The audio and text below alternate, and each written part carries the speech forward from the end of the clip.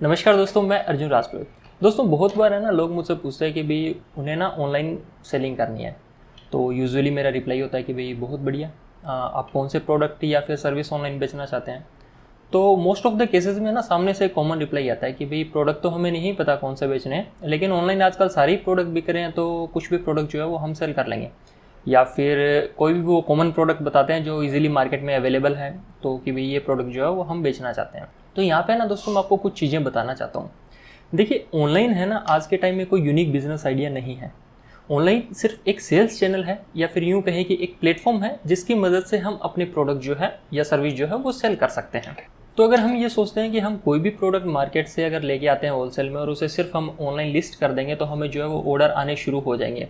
या फिर कोई भी प्रोडक्ट लेके अगर हम अमेज़न पे डालते हैं, फ्लिपकार्ट पे डालते हैं, शॉपिफाई पे स्टोर बना के डालते हैं, या सोशल मीडिया पे कहीं पे पोस्ट करते हैं, तो हम एक प्रॉफिटेबल बिजनेस बना लेंगे और एक अच्छी खासी सेल्स जनरेट कर लेंगे। तो मुझे ये लगता है कि आज के टाइम के हिसाब से ना ये राइट अप्रोच नहीं है। देखिए, इनिशियली लेवल पे हो सकता है हमें 10-15 ऑर्डर्स मिल जाए, या फिर किसी रिलेटिव से हमें ऑर्डर मिल जाए अगर हमने प्रोडक्ट्स को आगे शेयर किया है तो, लेकिन ये जो है ना वो स्केलेबल नहीं हो पाएगा।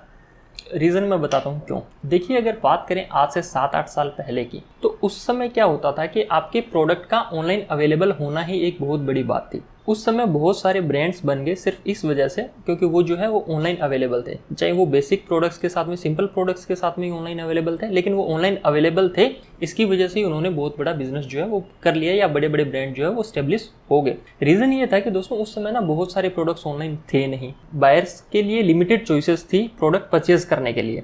तो उस समय अगर हम कोई भी डिमांडिंग प्रोडक्ट ऑनलाइन लेके आते हैं तो वो अपने आप में ना एक बहुत बड़ी बात थी कस्टमर्स के लिए कि भाई हम कस्टमर को वो प्रोडक्ट ऑनलाइन अवेलेबल करा रहे हैं। ये अपने आप में एक यूनिक चीज़ थी।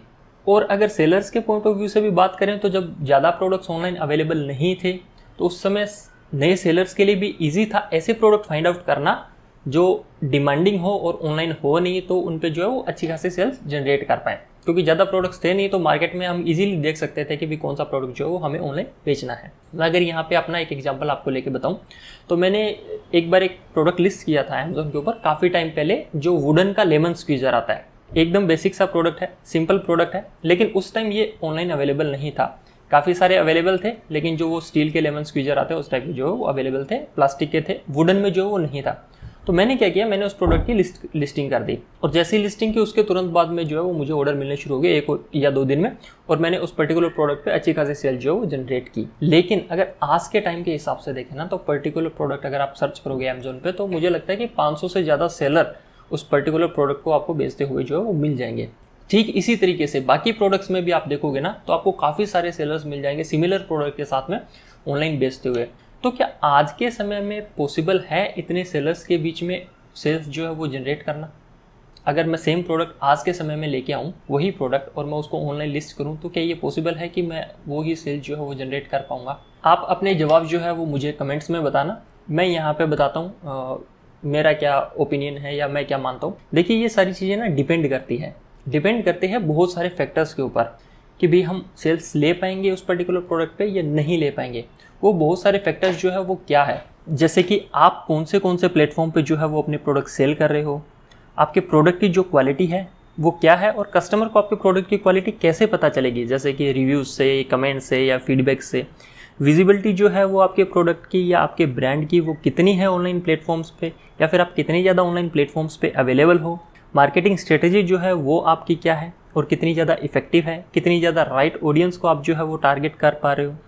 प्रोडक्ट की जो प्राइसिंग है वो कितनी कॉम्पिटिटिव है, पर्टिकुलर इंडस्ट्री में कितना कंपटीशन है, आप ऑफ़र कोई प्रोवाइड करवा पा रहे हो कि नहीं करवा पा रहे। उसके अलावा पर्टिकुलर इंडस्ट्री के अंदर सेल्स वॉल्यूम कितना है और आप उस पर्टिकुलर इंडस्ट्री का कितना % जो है वो ग्रैब कर सकते हो, या फिर जो इंडस्ट्री है वो ग्रोथ में है, स्टेबल है या डिक्लाइन हो रही है। आपकी ब्रांड वैल्यू क्या है और अपनी ब्रांड को जो है वो कैसे रिप्रेजेंट कर पा रहे हो।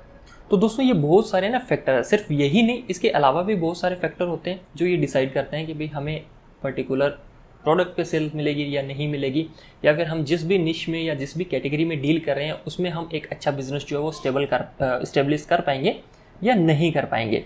तो यहाँ पे देखिए, जो ऑनलाइन बिजनेस है ना वो इन सारी चीज़ों को मिला के बनता है, ना कि सिर्फ हमारे प्रोडक्ट को सिर्फ ऑनलाइन डालने से। हाँ, कोई टाइम था जब हम सिर्फ प्रोडक्ट को ऑनलाइन डालते थे तो हमें सेल्स मिल जाती थी और बहुत लोगों ने बिजनेस भी बनाया है इस वजह से। लेकिन आज के समय के हिसाब से मुझे लगता है कि ये जो है वो राइट अप्रोच नहीं है। सिर्फ ऑनलाइन प्रोडक्ट लिस्ट करने से ज़्यादा सेल्स या ज़्यादा स्केलेबल बिजनेस हम नहीं बना सकते, हमें इन बाकी सारी चीज़ों का भी ध्यान रखना है। तो आगे आने वाली वीडियो में मैं इन सारे पॉइंट्स को जो है वो कवर करने की कोशिश करूँगा। मैंने पहले की वीडियो में इनमें से काफ़ी सारे पॉइंट्स को जो है वो कवर भी किया है। तो जैसे जैसे मुझे टाइम मिलेगा मैं आगे वाली वीडियो में कोशिश करूँगा कि इस चैनल पे जो है वो इन सब पॉइंट्स को धीरे धीरे कवर करूँ आप सबके लिए।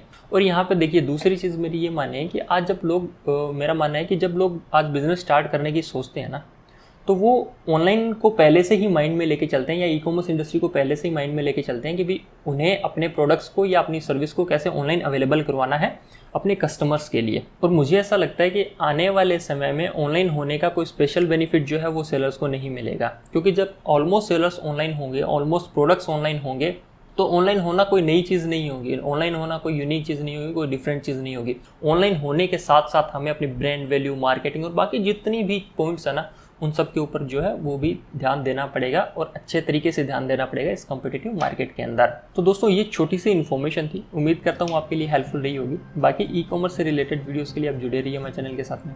इस वीडियो को देखने के लिए आपका बहुत बहुत धन्यवाद।